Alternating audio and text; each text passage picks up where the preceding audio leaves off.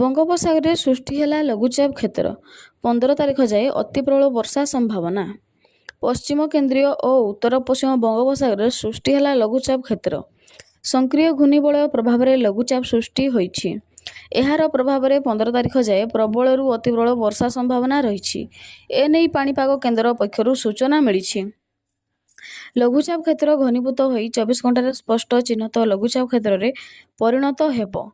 ଏହା 48 ଘଣ୍ଟାରେ ଉତ୍ତର ଆନ୍ଧ୍ର ଉପକୂଳ ଓ ଦକ୍ଷିଣ ଓଡ଼ିଶା ମଧ୍ୟ ଦେଇ ଗତି କରିବ। ଲଘୁଚାପ ପ୍ରଭାବରେ 15 ତାରିଖ ଯାଏ ରାଜ୍ୟରେ ପ୍ରବଳରୁ ଅତି ପ୍ରବଳ ବର୍ଷା ସମ୍ଭାବନା ରହିଛି। କୋରାପୁଟ ଓ ମାଲକାନଗିରିରେ ପ୍ରବଳରୁ ଅତି ପ୍ରବଳ ବର୍ଷା ହୋଇପାରେ।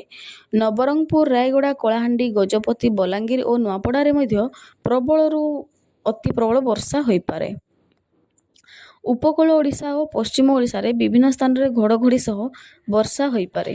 ଆଜି ମାଲକାନଗିରି ଓ କୋରାପୁଟରେ ପ୍ରବଳରୁ ଅତି ପ୍ରବଳ ବର୍ଷା ଆଶଙ୍କା ଥିବାରୁ ଅରେଞ୍ଜ ଆଲର୍ଟ ଜାରି କରାଯାଇଛି। ଗଜପତି, ରାୟଗଡ଼ା, କଳାହାଣ୍ଡି ଓ ନବରଙ୍ଗପୁରରେ ପ୍ରବଳ ବର୍ଷା ହୋଇପାରେ।